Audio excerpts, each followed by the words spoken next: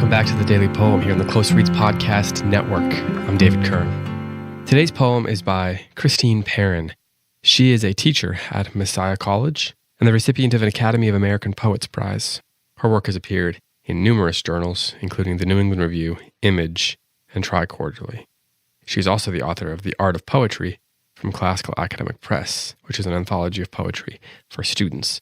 The poem that I'm going to read today is from her 2016 collection, Bright Mirror, and it is called Reading Telemachus. This is how it goes. Swaddled in sheepskin, the door latched by Eurycleia, all night he takes his own counsel, weighs wisdom's course. Should he search out the wine-dark sea? At dawn he summons the full assembly, cypress staff in his unpracticed hand, to speak and weep with the men who knew his father. Next scene, he provisions the ship he will leave on. Each autumn, the brine and measure of this tale are on my tongue. Everyone tells me it's about fathers and sons, impossible returns, and the immortality of home. But in your 16th year, when you take my hand across the table, where we are dining late, I read your unswerving face, your shoulders tilt. I discover it's about leaving after all. This is one of the poems that particularly stood out to me from this collection when I read it last year. I read it, the whole collection cover to cover, and it's quite good. You should pick it up.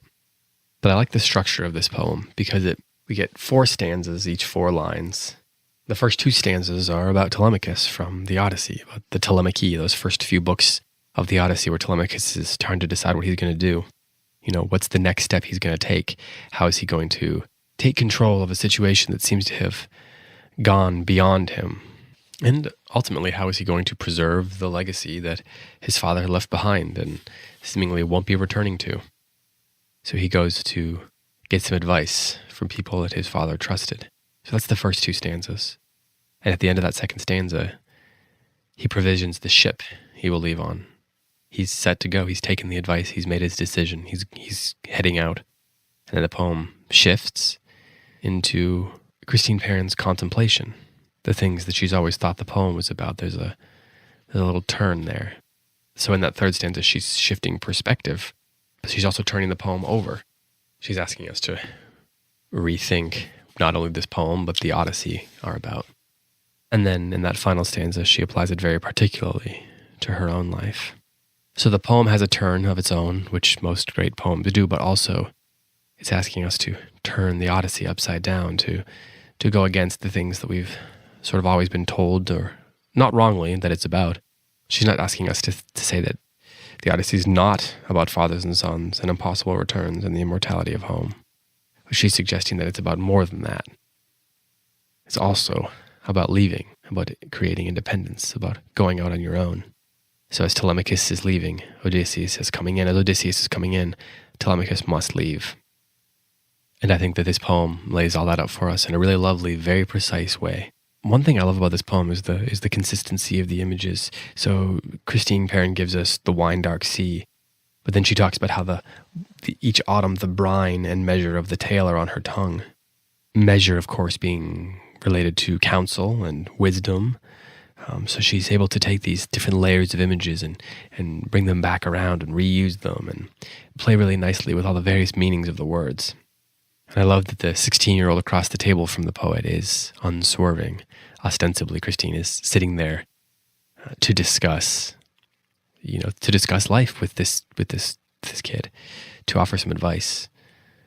But it seems this young person has made a decision, has decided to do something, and he or she is unswerving. And that the young person takes the hand of the poet.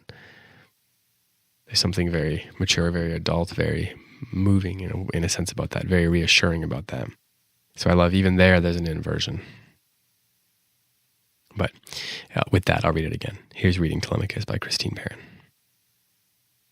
Swaddled in sheepskin, the door latched by Eurycleia, all night he takes his own counsel, weighs wisdom's course.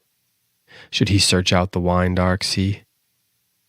At dawn, he summons the full assembly, cypress staff in his unpracticed hand, to speak and weep with the men who knew his father. Next scene, he provisions the ship he will leave on. Each autumn, the brine and measure of this tale are on my tongue. Everyone tells me it's about fathers and sons, impossible returns, and the immortality of home. But in your 16th year, when you take my hand across the table where we are dining late, I read your unswerving face. Your shoulders tilt. I discover it's about leaving after all. This has been the Daily Poem. Thanks for listening. Be back tomorrow with another one for you.